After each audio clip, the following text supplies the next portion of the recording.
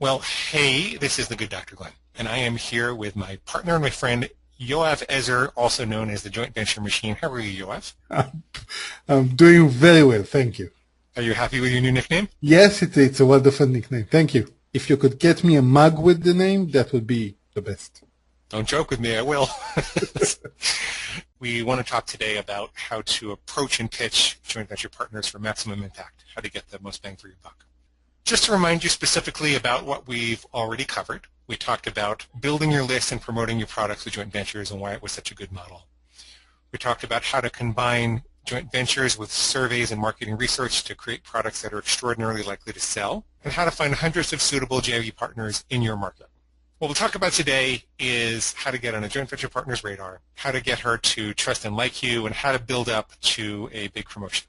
You all need to kind of take a deep breath and swallow, is that none of this happens overnight. I know there are people out there telling you that it happens overnight. I know that everybody wants it to happen overnight. It doesn't happen overnight. And the truth is that if you could forge these powerful relationships overnight, then they would be vulnerable to be broken overnight as well. Just like with dating, it's the relationships that you put a little more time and effort into developing over a reasonable period of time that turn out to be solid, long-term, reliable relationships in your life. So the corollary would be the solid, long-term, lucrative joint venture that you can rely on year after year after year. And that's what you really want.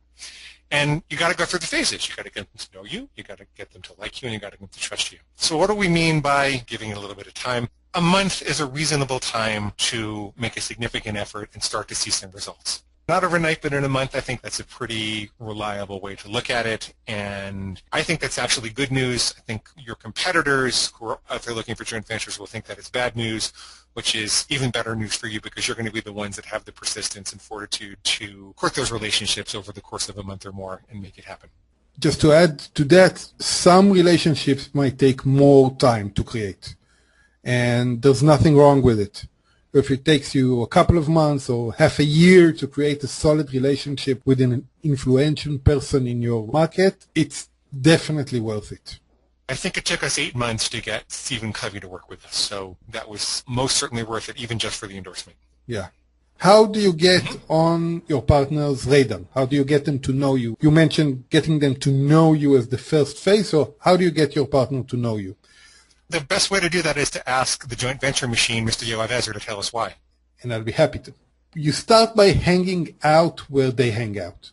And most of the active bloggers and gurus and experts, they tend to want interaction from their audience. They either create their own forums or their own blogs, or Facebook groups are very popular these days, and they set up a environment where they can interact with what they call their tribe. And you just want to join their tribe as one of its members. You don't have to start off by being a shining star in the universe. Just join their tribe and start pitching in. So I'll give you an example. There's a group I'm a member of guest bloggers. They're meeting twice a week for an hour to discuss different stuff. I try to show up every time, but I can't manage it because I have other stuff to do. Just by showing up consistently over the last 3 months, I've already received 2 offers to guest blog in popular blogs. And I didn't lead a meeting. I wasn't a speaker at one of the meetings. Just by showing up and asking the odd question and contributing a bit from what I know, I got invited to guest blog. So it's not about coming in and being the brilliant shining star. It's about being consistently there. And that's the first phase. Showing up is 99% of the battle. I just want to make a comment about that as a psychologist, that most people underestimate the fear involved in a new relationship. When someone first meets you, there's a concern that they're going to get harmed. And not everybody knows that the phenomenon of handshaking was originally developed to prove that you weren't carrying a weapon. So when you shook hands and you had a friendly greeting, that's been kind of forgotten in our modern culture, but originally it was proof that you weren't out to kill the other person. And there's a residue of that in the back of our minds. So people just have to know that you exist and you're not out to harm them. And the way that you do that is to hang around them, ask reasonable questions that don't really put people on the spot, and contribute value where you see an opportunity to contribute value. That's kind of the equivalent of you standing in their presence and shaking their hand and looking in the eye and saying, yes, that's right, I am not here to kill you, I'm here to help you. Yeah. And another thing I want to say about this subject is that if you spot an influential partner in your niche that has a tribe, that has an active tribe, that has a way for you to engage with them, then you should prioritize that specific person over a different joint venture partner that's more aloof and that's harder to get to. Let me give you an example. There's this one guy, he's really a huge expert in the SEO world. He relies heavily on SEO traffic to build his business, and he doesn't really need the interaction. And you can spot it right away because his blog posts, when he interacts with the people in his comments, it's like a matter-of-fact interaction. He says thank you and nothing else. If you think about him as a person, he's more of a scientific kind, logical person who really does the work to get the traffic and build his business. He doesn't seek out the interaction. And it's very hard to get him to respond to you. Even if you write a very long comment, a very thoughtful comment on his blog, you'll usually get a response that's 3 or 4 words. He's a more introverted mad scientist. Right. On the other hand, there's people that believe to their core in connecting with other people, believe that that's the way to do business, and they create the opportunities for you to interact with them. And those people are usually very well connected. They have a big following. People are attracted to them, and they're easier to connect with. So you want to zoom in on those people and use the open hand policy and just interact with them for a month or 2 to get them to know you, and then you can move on to the next level. Sounds good. That makes sense. Then there's the next level. Next level is getting them to like you. And getting them to like you can be very easy in some cases if they're very open to interaction and you're a friendly person and you interact with them on their blog or on their forum, and you take it to a different level. You ask them a question and they answer, and might be very easy, but it might be a bit harder. In that case, you can create a situation where you get personal time with them or personal interaction with them.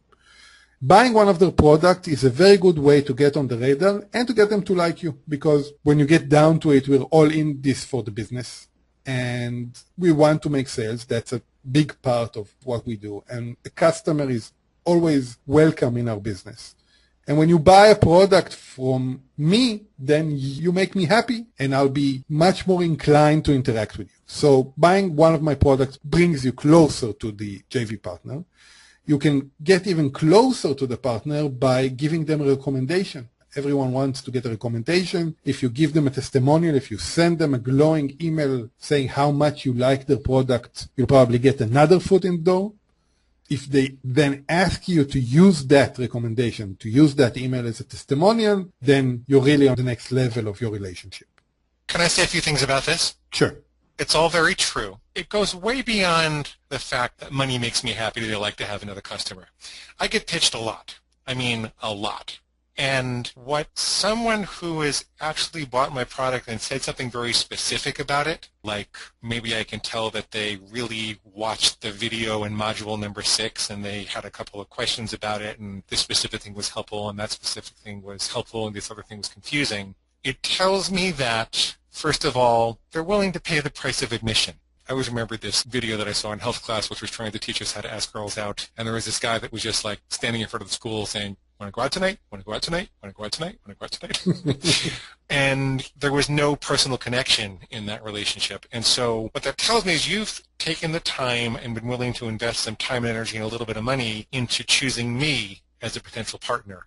There is a feeling of reciprocity that comes up in me when I see that. I've had people buy products, tell me how great it was, and they didn't even know that that was a first kind of beta version of the product and it really wasn't so great. All of my products are good when they get out the door, but there are times when I'll put things out at a much lower price just to get the feedback and have real customers come through and then bring it to the next level. And they're actually complimenting me about something that I knew wasn't very good and that I was getting criticized about from other customers. Having someone who's very serious about going through the product and explaining what they like and what they didn't like, that tells me that's the kind of person that's going to be serious about our joint venture work together, because no matter how much my joint venture partner tells me, I'll do all the work, I'll write all the copy, you're not going to have to do anything but send this to your list and endorse it. To make a joint venture partnership work requires involvement on some level in the relationship, and what you're really hoping for is a joint venture partner that gets some traction, has some success, so you can work deeper with them and kind of integrate them into your inner circle. And so this type of approach really indicates that you're a serious player. You couldn't pay me to pitch to me. Like if it was just about the money, I'll say, Glenn, I'll give you $500. I want to talk to you for half an hour. I've got a pitch to make to you. You couldn't do that. I would say no to that. But if you spent $500 on one of my products and you really analyzed it and then you said you wanted a half an hour to talk to me, well, at the very least, I'm going to look at what you send over. At the very least. It's not a guarantee I'm going to do it, but I'm going to look at it. Even a better level of commitment than going through the product, if you actually implement what your joint venture partner teaches in the product, and you come back and you say, hey, I did what you said, this worked, and this didn't, that's a whole new level of proof.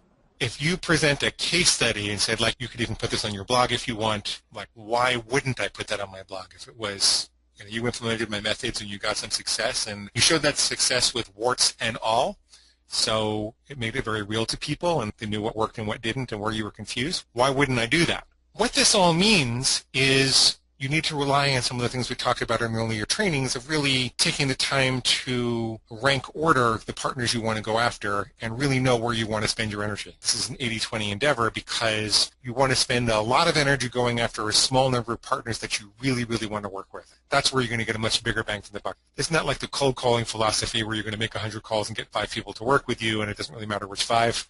You want to make a list of your Dream 100 and isolate the 10 or 12 most important ones and go after them really hard. That's what I have to say. Just 2 more things. If you can buy access and you have the money to do it, then it's a very good way to get closer to your joint venture partner. Hire her to coach you or consult to you on your product, even if it's just in a group setting. It's a definite shortcut. And actually, that's what we did when we started out. I got you to coach me. You bought my product first. Right. I bought your products first. And then I got into your coaching program, and that created the relationship. That's true. And I'm so happy you did. I'm so happy. Not just because of the money, right?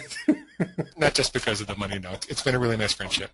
A couple of words again on blogs. Blogs offer a unique opportunity to interact. If you comment and add value to a blogger, then you get extra points.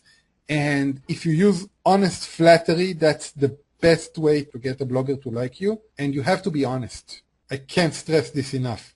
If you compliment someone and you don't mean it, then they'll spot it right away and you will have ruined the relationship. So when you give someone a compliment, mean it. I agree. What happens if you set your sights on a joint venture partner and they don't like you?